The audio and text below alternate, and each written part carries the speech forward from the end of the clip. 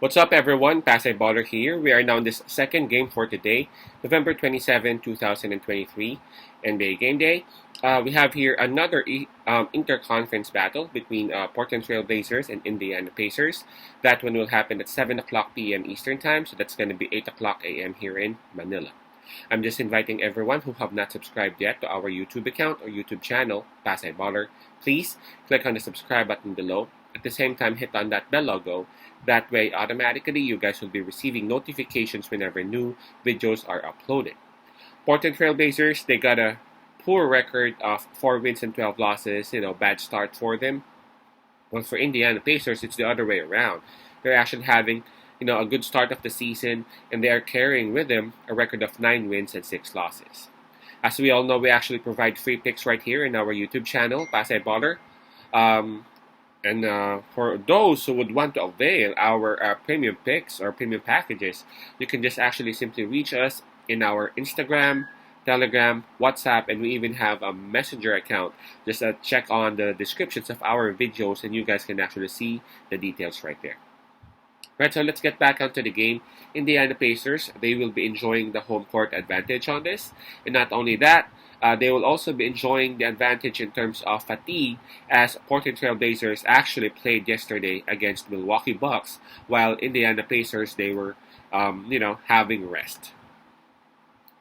In terms of momentum, though, we also have to give it to Indiana Pacers, man. Everything's pointing towards their way. They are coming off that win. I guess that was against Detroit Pistons, if I'm not mistaken. While Portland Trail Blazers, they actually played yesterday. Although they played well against Milwaukee Bucks, they are still coming off a loss. So, in terms of momentum, we got to give it as well to Indiana. Now, let's take a look at the availability of the players, all right? Hold up. For Portland Trail Blazers, I see 3 players confirmed out for them.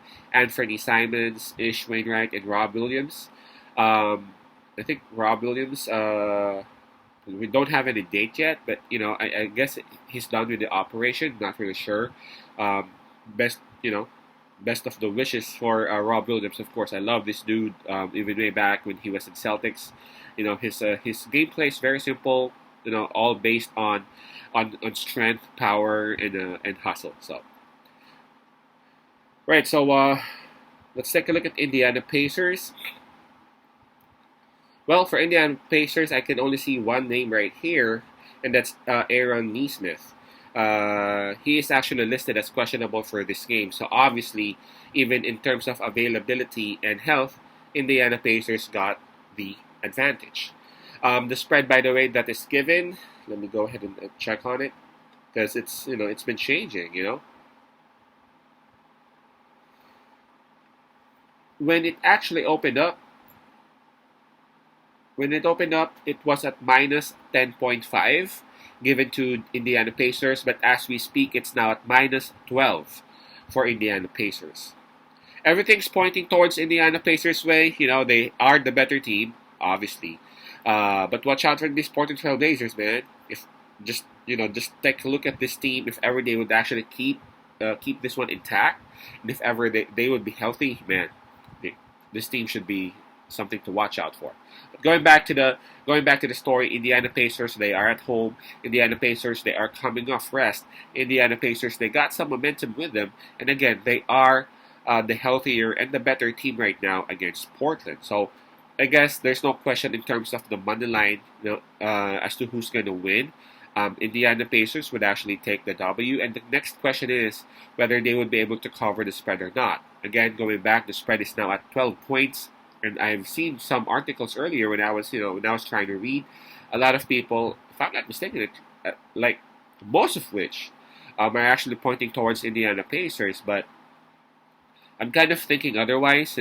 Portland Trail Blazers, their gameplay instantly became different when Brogdon came back.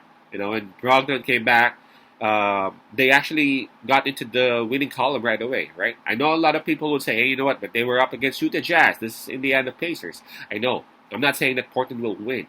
But what I'm trying to say is that at least Portland Trail Blazers would be able to keep this one close to the point that they will be able to cover the spread of 12 points.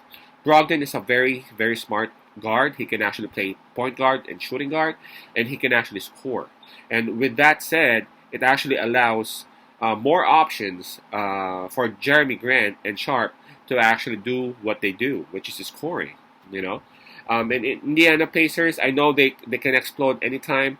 I was watching their game against Detroit Pistons. It was close at like fourth quarter, and all of a sudden, Indiana Pacers won by like, I don't know, by like 20 points. So that's the danger going up against Indiana Pacers. But on this particular game, with Brogdon, with Portland, with Ayton, I checked on the injury list.